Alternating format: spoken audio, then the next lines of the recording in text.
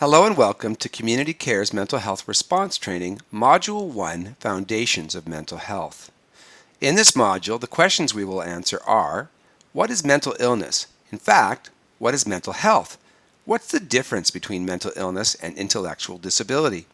Is substance dependency or drug use a form of mental illness? What are the symptoms of common mental illness diagnoses?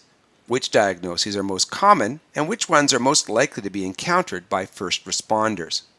Lastly, what approaches are used to assist people with mental health needs? What is meant by proactive and reactive approaches?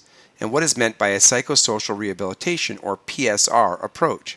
Now this is the introductory module, so we'll deal with each of these questions in brief terms, but we'll get into each of them in more significant detail in the 7 subsequent modules. Let's get started.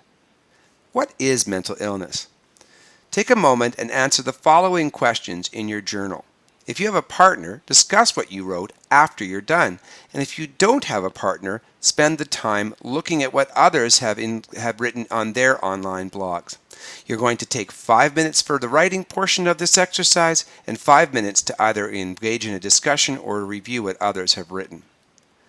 What does a mentally ill person look like based on your current knowledge and perceptions? What causes mental illness and when is it most likely to occur? Again, based on what you know already.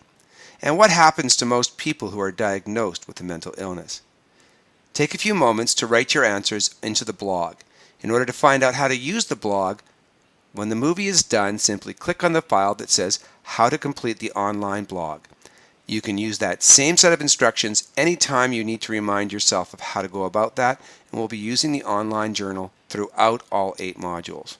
Once you finish doing the blog and the discussion, go on to click on Module 1, Part 2, and complete that same pattern anytime you're asked to pause and do a journal entry.